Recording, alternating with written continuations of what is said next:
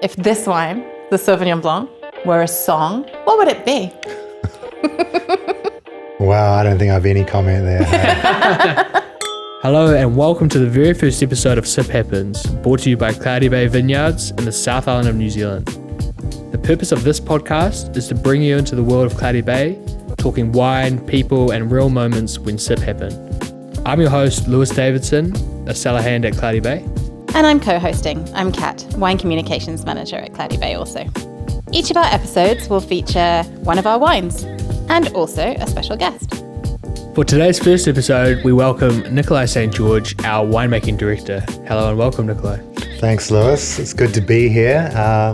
Sun's shining outside and now we're here into this fantastic podcast. Now let's have a sip and see what happens. So Nikolai, first up, we've got a little bit of a blind tasting challenge for you. We're going to bring the bottle over and you can taste the wine, which you'd like you to explain what you're tasting, what you're smelling, and then you can have a little guess of the wine. I have a feeling you'll be okay at this. But could you first of all put the very cute mask that I provided for you on? It is very cute, isn't it? Little ears, fluffy. I mean... Where did you get this? Is this straight out of your home stock? That's official Cloudy Bay I feel merch. like that's, secret. Please put it on. You'll look so cute. Adorable. All right, let's grab the wine then. All right, I'm ready.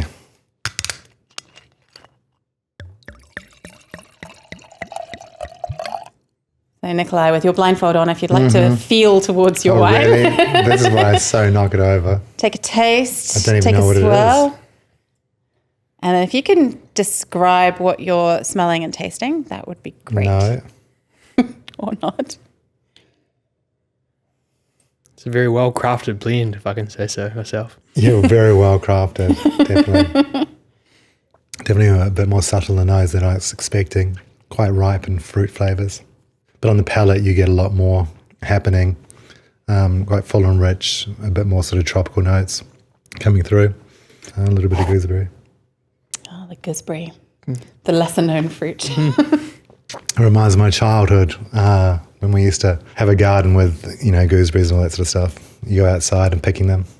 Got those little hairs on them. Never really loved a gooseberry, but in wine form, it's great. Mm-hmm. Just fresh and bright. Any other fruit notes that you would like to call out that you recognise from this? Light and herbal notes, but the nose doesn't show as much as I would have thought. It is quite cold.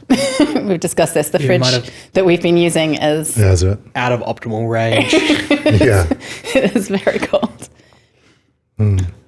So if you had to have a guess on variety, out of our extensive varieties that we bottle, Just what do you reckon? because the gooseberry notes, say it's Sauvignon Blanc and doesn't look like it's had much oak or any oak. Yeah?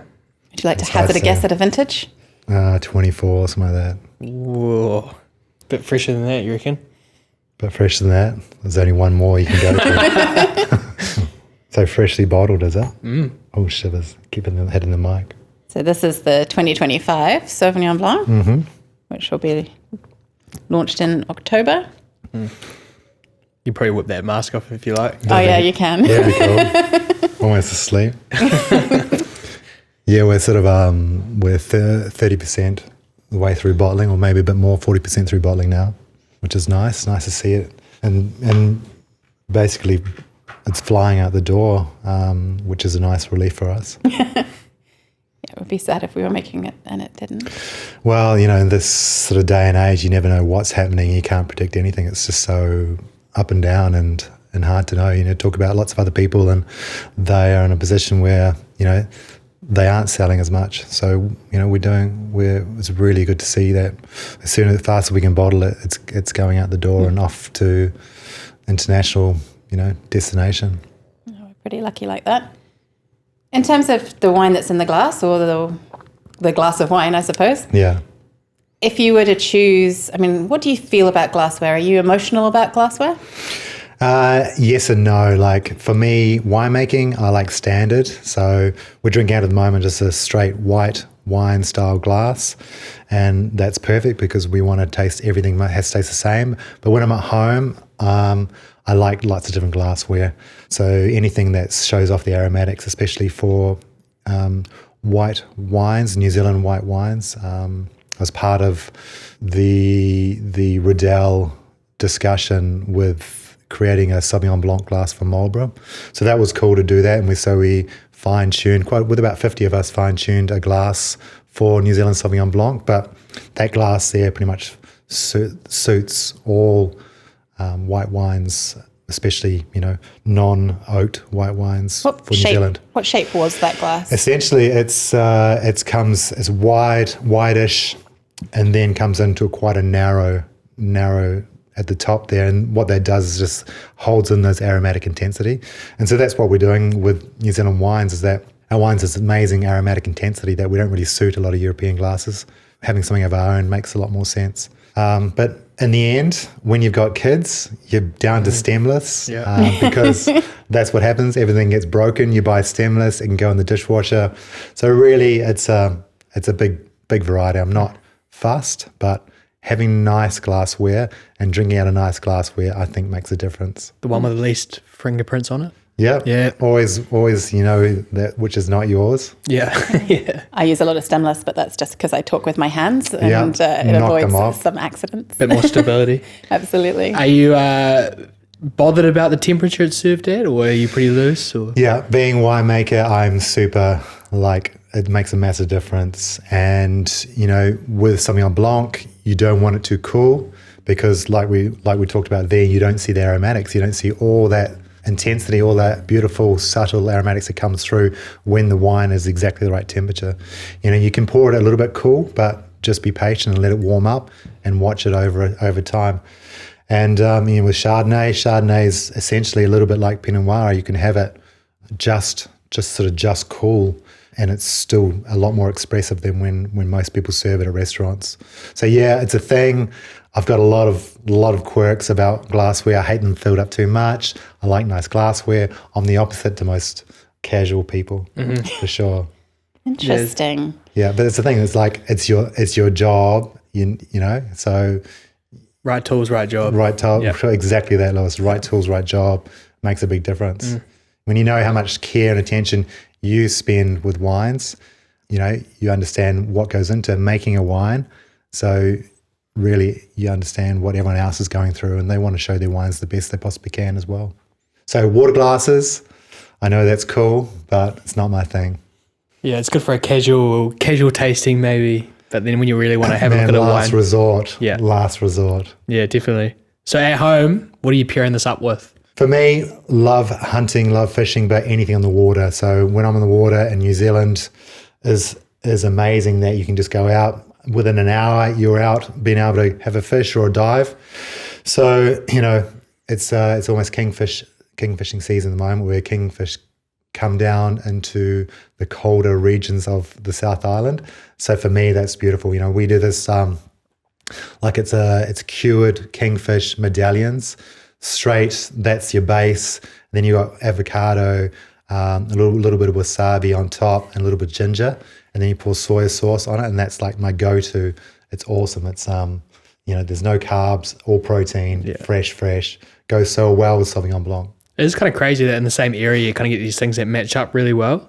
It is. It's that freshness, that vibrancy. Within 10 minutes or 15, 20 minutes, you're... Yeah. Yeah, it is quite interesting. I mean, that's definitely a higher level than what I would have said. But I'm just in the quick scrambled eggs and then a nice Cloudy Bay Sauvignon Blanc on the side. I feel like that's a good pairing for me personally. Interesting. Yeah, a little bit of lemon juice. Good to go. In the interest of responsible consumption, I chose to pair with this a little banh mi, just because I really like Sauvignon Blanc with a little bit of chili and coriander. But I've actually got a beef banh mi, and I think a lot of people are kind of really scared of like white wines with red meats. But if it's not super rich sauces, I think often it's the sauce, not the meat, that can really throw your pairing. But I think with this, like all the freshness goes really, really well with the Sauvignon Blanc. Yeah, definitely. And when you're at those Southeast Asian herbs, they often quite see that in Sauvignon Blanc. Pairing the two together, you'll see those sort of herbal notes, those real fresh, vibrant herbal notes jump out of the glass. So it's quite trendy at the moment to pair with jalapenos, putting jalapenos in your Sauvignon Blanc. How do you feel about that, Nikolai? Me, I love it because what it does is it gets the discussion, it gets the conversation going. And Marlborough Sauvignon Blanc has been discussed as being one of the best things to do that with. So that's great. The issue I have about it is it's literal. It's just so literal about flavors and everything else. And for me, the wine complements food. It's not about joining it together. The best pairing I've had, which is similar, is like the shishito peppers, Japanese peppers, beautifully grilled. So they got the chariness, they got the real aromatic pepper notes, similar to what you do with jalapenos, but just separated and off to the side. So when you're eating them, you're not getting the two confused. You're amplifying the notes in both sides. I did try to get them. Did you? I did, but they're out of season here. Maybe I need to grow them. I think you should. Yeah. Are they not at the supermarket? They are not in the supermarket. crazy. Sad times.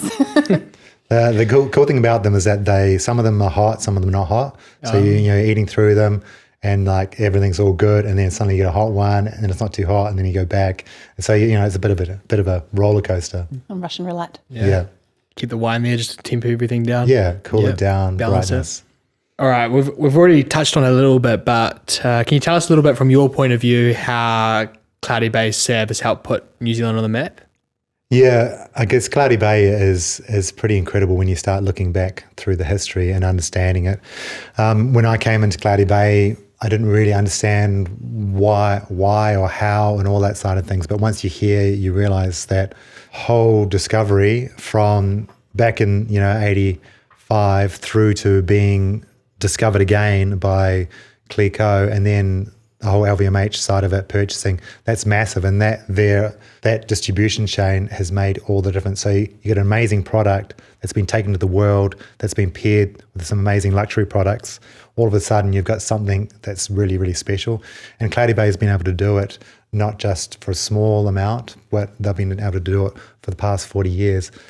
So really, that's incredible. It's not just a flash in the pan, it's that consistency that makes the difference there. So I'm very hands-on in the winery. So I see all the wine coming in and we pick per block and we keep everything separate.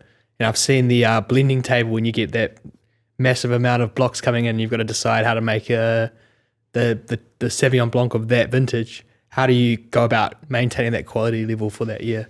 Yeah, and it's not just quality level that you're looking at, it's that history. So understanding what exemplifies a Marlborough Sauvignon Blanc, but then also what makes a Cloudy Bay Sauvignon Blanc. And that's quite a different in style than anything else you see in the district. So really, we always look at past wines and similar vintages. So like 2024, we might say, 2015 was similar. Let's look at that 15. Let's have a taste of it and see how it's aged. Did we really like that style, the way things were heading?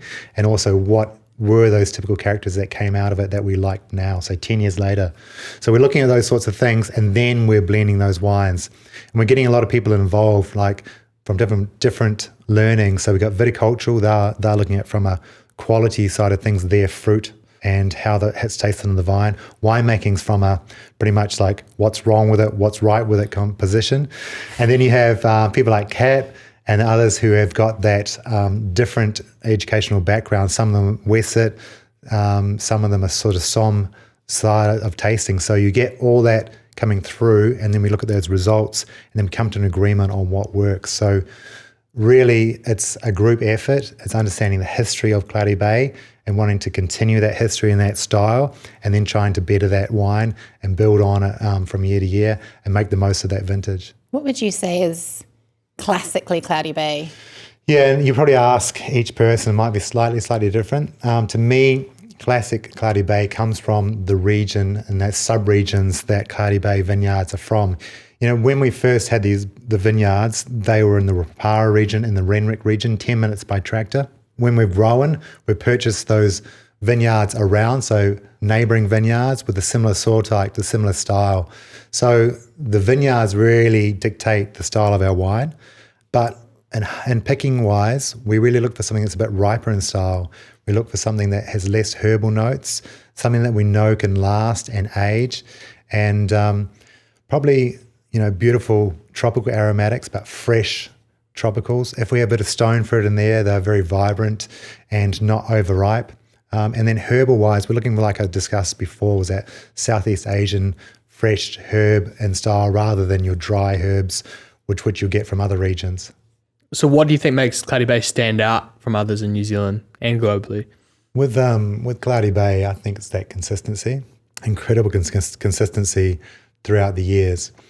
And that was the thing when I first came to Cloudy Bay, was when I tasted vertical tastings, say 15 years of Cloudy Bay, and just looked at the incredible consistency within our wines, especially our Sauvignon Blanc. When we harvest and growing the grapes, we control a huge amount of the vineyards that we source fruit from. We have our own harvesters, so we can pick exactly when we want. There's no compromise. We leave everything out to the last minute. And then when we get into the winery, we've got an incredible setup within the winery where we can pick really fast, up to 10% a day. So if we see a cyclone coming, we can have it all picked within 7 days. So that there is massive to help our consistency and help our quality year after year. So then when we've got all this stuff set up, what's the biggest challenges when you're making Sauvignon Blanc? I think vineyard and winery agreeing. Yeah, it's often a big thing. There's some big discussions there. It's not easy because every year is so different. New Zealand is so diverse in its vintages, and even though I've been coming down to Marlborough since the early 2000s, I think every vintage has been slightly different. So you try to stereotype and say one vintage is like another, but they always have their own particular and uniqueness. When making great wines, you need to be able to roll with that and be able to see what's ahead of you and to be able to change and not be rigid. Could you just talk us through the winemaking process? Just not huge detail, but just sort of from woe to go. Since we're tasting the Sauvignon Blanc, we'll go through that. And Cloudy Bay, we do it old school. We do a lot of the techniques have been done for thousands of years. So when we're harvesting, bringing it in, and this is probably not the example, but machine harvesting, that makes the difference. That gives us our fruit, that gives us our freshness and flavor, because you are essentially breaking those berries. The grapes themselves, they think they have been eaten, so they freak out. They produce these enzymes. Those enzymes there start the whole procedure, and that creates a lot of precursors to the aromatic compounds we have now.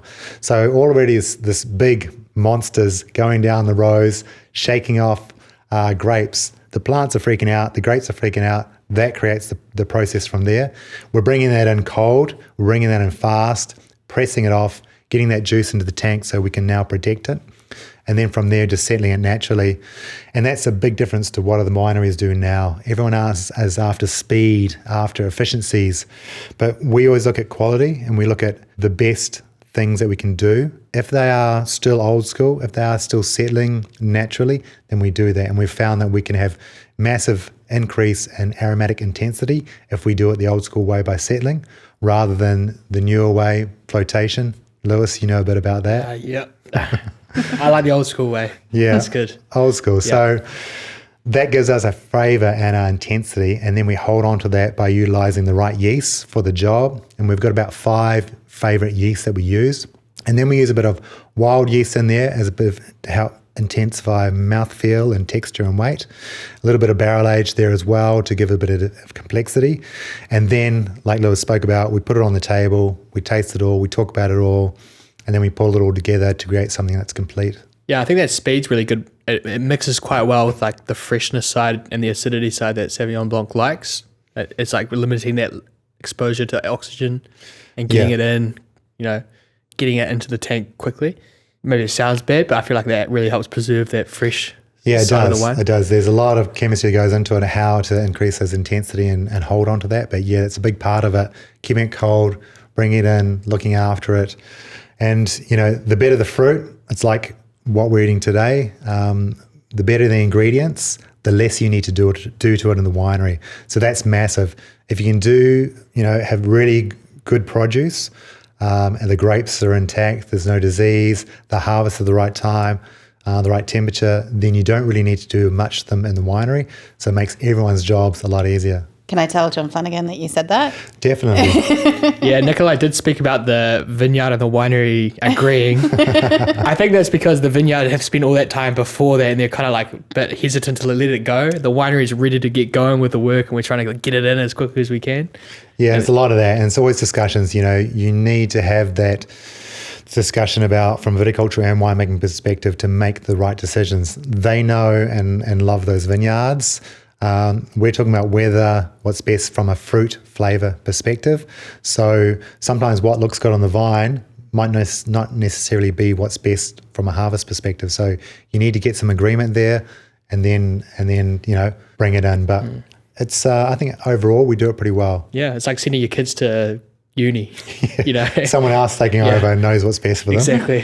We're the professors in the winery, then the fuddy-duddy parents in the vineyard. Oh, I see. Yeah. Interesting. I feel like that's fighting talk. I'll change my tune when we talk to someone else Definitely. in the vineyard. Absolutely, 100%. So then looking forward into the future, what do you see for Cloudy Bay Sauvignon Blanc production at Cloudy Bay? Are there any trends or like directions that you're looking to move into? No, not really. Like when I first arrived, it was about aromatic intensity, and that's something that I think is really special. So I came to Cloudy Bay, and as a winemaker, how do you really make the wines better when they're already on allocation? They're already one of the most well-known wineries, New Zealand wineries in the world. So I asked everyone about it, and it's about intensity of flavour. It's about showing off what we already have in the vineyards, but showing it off from more expression. So we really wanted to intensify the aromatics, and we're able to do that. We're able to triple the intensity within the first year, and we're now hanging on to that. 2025 was maybe a bit lighter in intensity than some of the others, but that was just the year. And you get that some vintages are different than others, but it's really about that intensity and holding on to that. And now we're building texture and weight into the wines also. So it's slowly and surely we're building and playing with the wines a little bit more, and hoping that the vintage and then our manipulating of the wine style all come into favour and then show the wines off. So kind of perfecting what we already have rather than a big change. Like everyone says, like in sport and that, everyone has a game plan until you get smacked in the face. And often vintage does that. Yeah. It just smacks you in the face, and you just got to go with it and roll with it. And if the team has a good understanding of what you need to achieve, and I think that Cloudy Bay has that, then no matter what happens, you just got to roll with it, play what's in front of you, and then, often change what your plan was before vintage. All right, so we're going to lighten it up a little bit with some of these questions here. So what tradition in wine do you think needs a bit of shaking up? Not glassware, that's off the table, I think. No, what I love a bit of anarchy in the wine sector. And, we look at natural wines, we look at all this sort of stuff, and that there has been incredible. Like that there's been the best from a wine industry's perspective. So it's created, like, you can have whatever wine you want. It could be an orange. It could have a bit of sediment in it. That sort of thing's cool, because we know that when we're working with the wines, we have to stabilize the wines, and maybe takes a little bit of flavor out of them. If we can produce a Cloudy Bay wine that had a little bit of sediment in it, had a few other things in it, then bit cloudy, you'd say. Just a bit more cloudyish. Yeah. So that sort of stuff is cool. New World, we've done it incredibly well from another perspective, and that is no bureaucracy. So we can tomorrow plant whatever varieties we want. We can go out there and change our style. To me, that's awesome. That's the world that I want to live in. When you've done vintages around the old world, you realize just how bureaucratic that is, and all these systems that are set up to create quality back in the day are now hindering them. So you've got global warming, you've got lack of irrigation, dry vineyards, and these vineyards, they can't do anything about it because they've got all these classification systems that absolutely hamstrung them. So you've got place in Pomerol this year defoliating. So some of the top tier chateaus, $1,000 a bottle, that have no leaves on the vines. And why is that? It's because the classification system says they can't irrigate. Yeah, one of them's dropped out of classification. One of them dropped out of right? classification, Yeah. and they won't be the last either. Yeah. So, that sort of thing's cool. So you got the whole freedom of it all, no matter what. That's what I love about New Zealand. I hope that stays within balance. If you could plant anything right now, what would it be?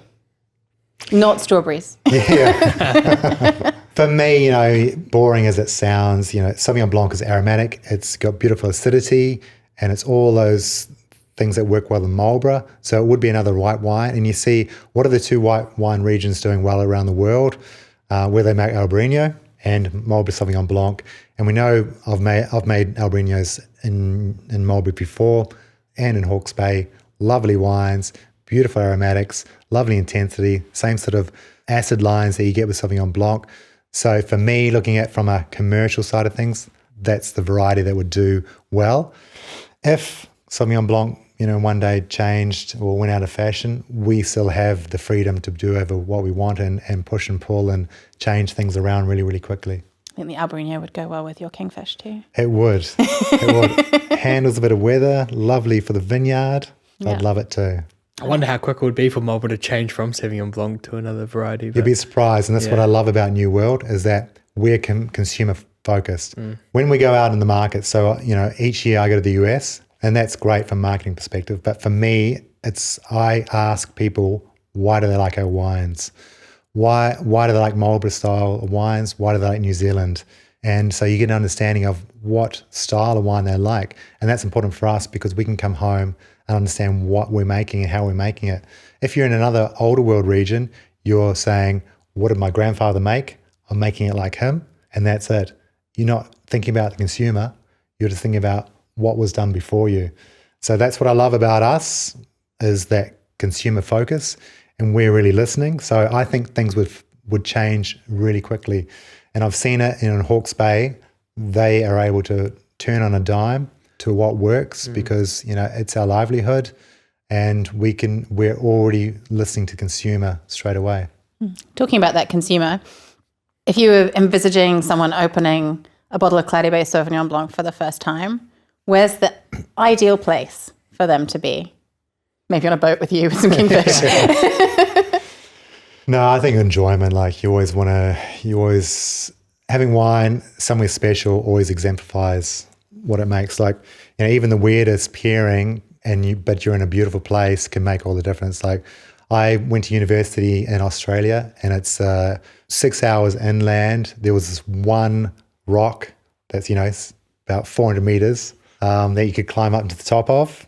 I always remember one of the best memories there, having a sparkling Shiraz, hiking up there with my friend of mine and my sister who had come over, almost dying on the way there.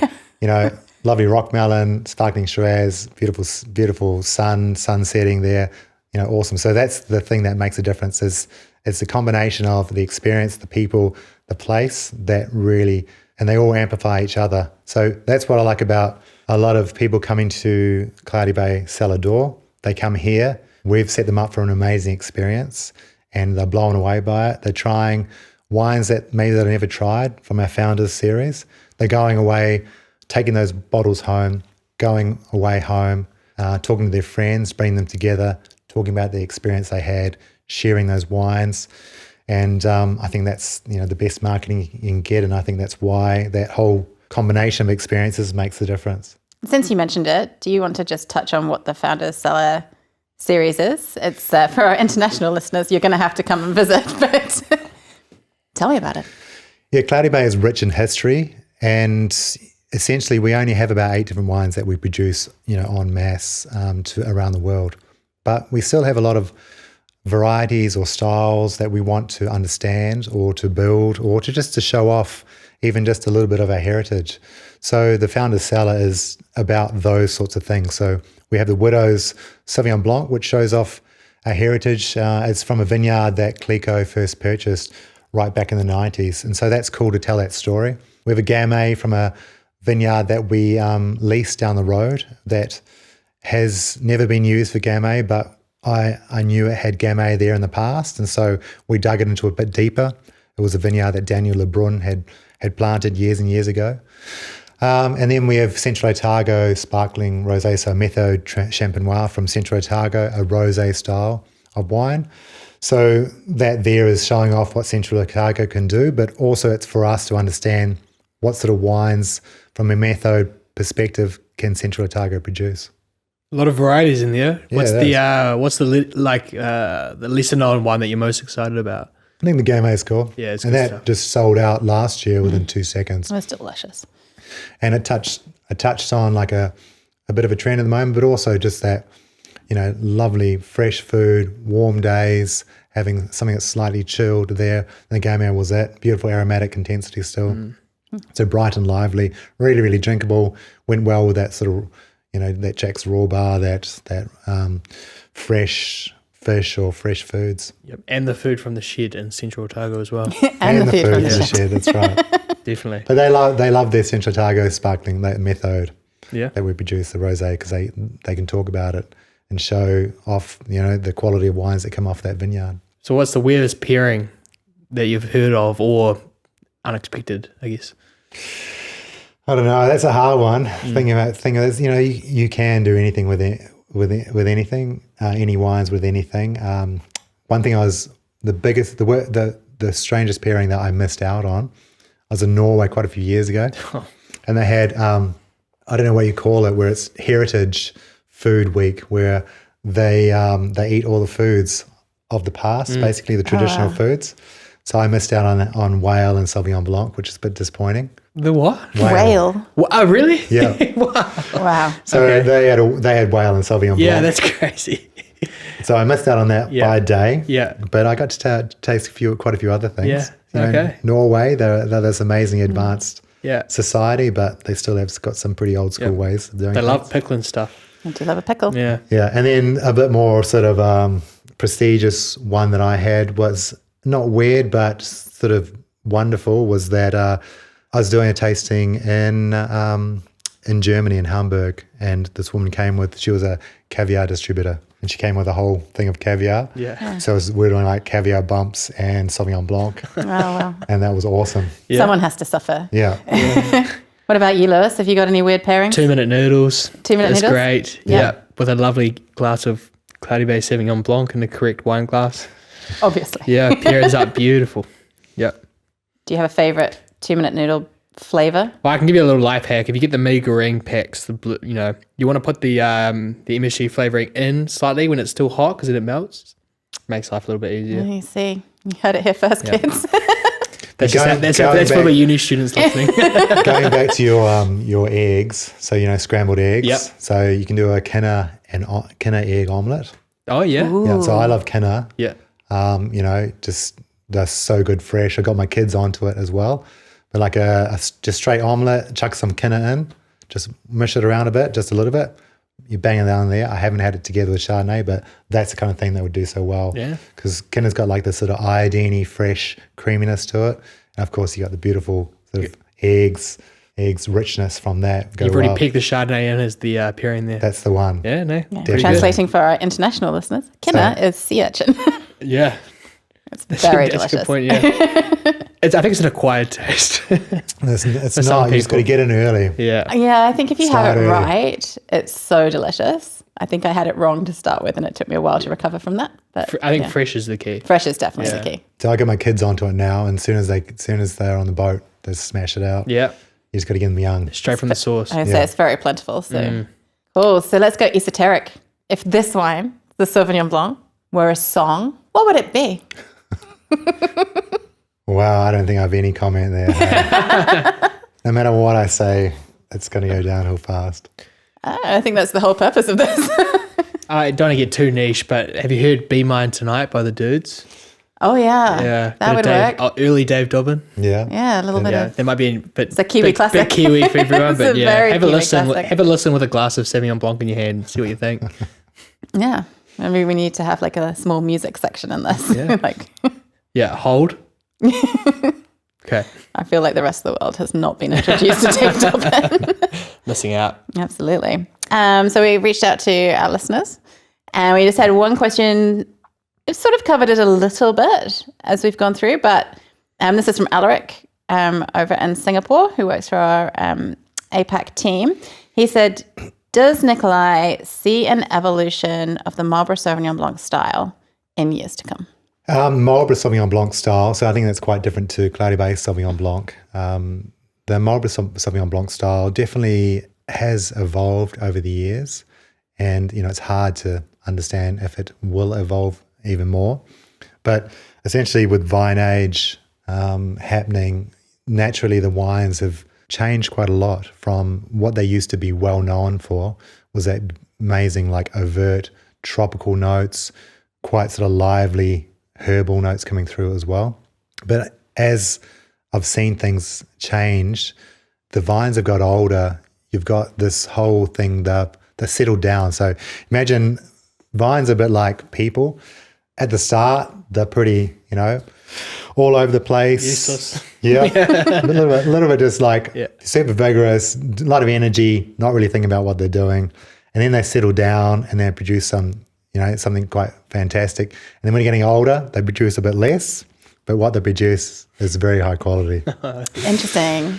So for me, it's the same with vineyards. We've got a lot of vineyards now that are hitting the 20 years, 15, 20 years. And so they've settled down. They're cropping a bit lower naturally, so we don't have to hold them back. They've gone past that gangly, aggressive, all over the shop stage. And now they're settled down to quite balanced. So we're seeing these wines which are aging a lot better than they ever used to as a whole within Marlborough. Touching on something you said just then, aging Sauvignon Blanc. Most people don't, but could you talk a little bit about perhaps just how it changes as it ages and the aging potential, particularly for Cloudy Bay Sauvignon Blanc? Yeah, aging potential. And those that are growing up with Cloudy Bay or Marlborough Sauvignon Blancs, everyone just says, no, you can't do it. It's not a thing. But that has all changed. And I spoke about that with the older vines. Now you're tasting Cloudy Bay Sauvignon Blancs that have got 5 years on them, and they look stunning. 10 years, the best vintages look incredible. We're still looking at some of the 06s. That's 20 years ago, and that's still stunning. I refuse to believe that that's 20 years ago. I do too. I'm having none of it.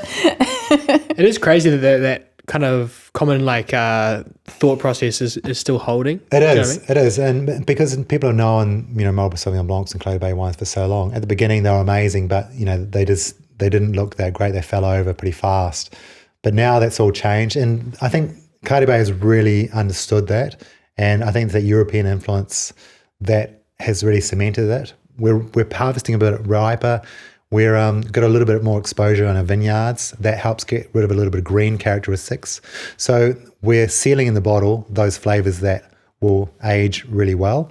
And we're sort of decreasing those aromatic flavors that won't age that well. So we know that those sort of tropical elements, stone fruit, mineral sort of characteristics, they age really well, but those sort of herbal notes don't so much. So we're getting that balance in the bottle, and we've still got all those flavors and complexities there, but we're understanding what they will look like within the next 5 years, and sort of be mindful of that. It's time for the final pour. This is the Cloudy Bay Sauvignon Blanc 2025. So we did talk about it a little bit at the start, that maybe we started a little bit cold with an unregulated fridge, having some influences. But how do you feel like this wine's evolved now from the beginning of the episode to here? It's definitely sessionable. It's just super drinkable, isn't it? We're sitting there, and every time someone has a bit of a chat, we're having a glass, another sip. So it's definitely a very drinkable vintage for sure. So I would ask if you're going to drink this again, but I feel like we already do know the answer. But what kind of situation are you seeing yourself drinking the Sauvignon Blanc in? Yeah, it's always nice with friends and family for sure. And we get a little bit of Sauvignon Blanc or a few of our wines for a part of our allocation.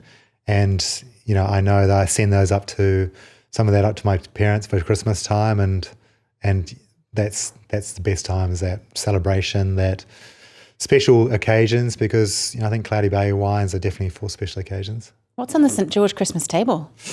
It's all about It's all about the kinner.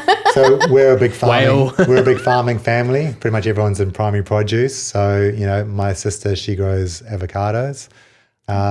My father, he's got some pretty amazing merinos that he got sent over from the Pitt Islands, from Chatham's and Pitt Islands.